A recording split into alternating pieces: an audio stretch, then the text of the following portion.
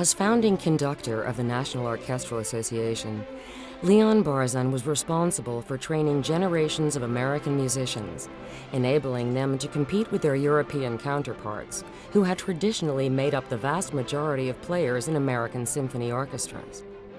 With few exceptions in the early part of the 20th century, Americans were not wanted in American orchestras. According to Leon Barzin, there were just 3 Americans in the Philharmonic at that time.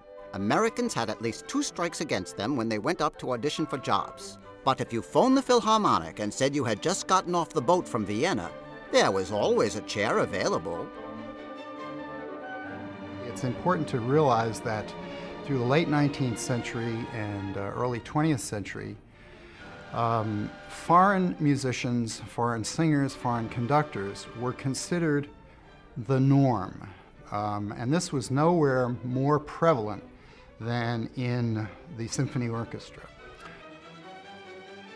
The average citizen in the United States simply felt that in the world of music, they were inferior. And this was a feeling that was prevalent in the United States for decades. And in order to counter that feeling, and in order to develop musicians that could hold their own with the imported musicians coming from Europe, Barzin became a real American citizen. He loved baseball, he loved sports, he loved the great outdoors, and he loved this country. And so it became incumbent on him to decide what he could do to better the lot of the American instrumentalist. As conductor of the National Orchestral Association, Leon Barzin trained American musicians in orchestral technique, routine, and repertoire, so they would have the necessary experience for professional careers in the music world. The NOA helped bridge the gap between graduation from music schools and the goal of joining a major American symphony orchestra.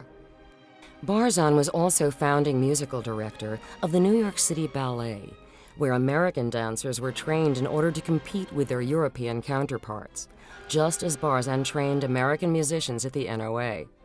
At the New York City Ballet, Barzin was able to raise the quality of the ballet orchestra, which had traditionally been considered second-rate. Leon Barzin was also a pioneer in using the latest technologies, like radio and television, as well as live visits to schools to bring music education and instruction to a wider audience. He sought to broaden the makeup of American orchestras, giving opportunities to African Americans and women, breaking down the prejudices against them as he had broken down the prejudice against American musicians in American orchestras. I owe my career in orchestral conducting to Leon Barzin. I'm completely certain of that. And the reason I say that is that as a woman, I knew that I wanted to be a conductor in 1965, around 1965 or so. This was not a time when women were conducting at all. There simply wasn't anyone. Life is very different right now, thank heaven, and partly because of Leon Barzin's efforts.